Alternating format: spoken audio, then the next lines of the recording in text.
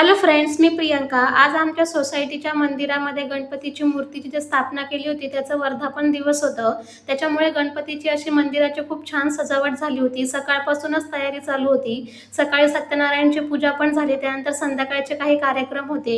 इथे काही बाया रांगोळी काढायला सुद्धा आले होते. तर ही तयारी जवळजवळ आमची 8 दिवसापासून चालू होती. मंडप वगैरे टाकण्यापासून सगळी तयारी चालू होती आणि आज शेवटी तो दिवस आला. त्यानंतर आम्हाला पण संध्याकाळी खाली जायचं होतं, कारण की सांस्कृतिक कार्यक्रम, भजन, त्यानंतर जेवणाचा कार्यक्रम, असे भरपूर कार्यक्रम होते. म्हणून सांस्कृतिक कार्यक्रम चालू झालं होतं 4:30 वाजता. म्हणून मी तयारी वगैरे करून खाली गेली आणि इकडे डान्स तर चालूच होते.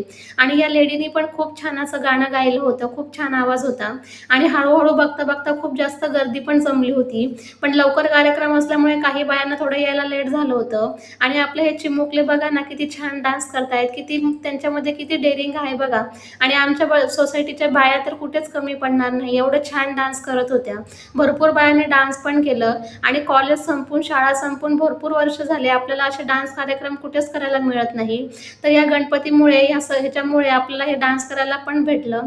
त्यामुळे खूपच छान वाटत होतं. खूप छान बायांनी असं डान्स केलं. त्यानंतर इकडे जेवणाची पण तयारी चालू होती. जेवण पण होतं, त्यामुळे जेवणाची तयारी चालू होती. आणि त्यानंतर काही बायांनी अजून डान्स केला. हे कोकणातला डान्स होता हा.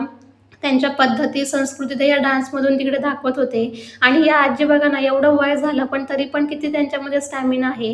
त्यानंतर आमच्या बिल्डिंगच्या बाईने तर डान्स केला नाही, पण इकडे आम्ही रील्स बनवत होतो. ही रील्स तुम्ही बघितलीच असेल माझ्या Instagramवर. त्यानंतर आम्ही छान असं जेवण केलं. जेवणामध्ये डाळ, भात, पुरी, भाजी असं जेवण होतं. आणि बघा किती गर्दी झाली होती जेवणासाठी. त्यानंतर असा आमचा वर्धापन दिवस साजरा झाला. त्यानंतर भेटूया उद्याच्या व्हिडिओमध्ये. त्यापर्यंत बाय.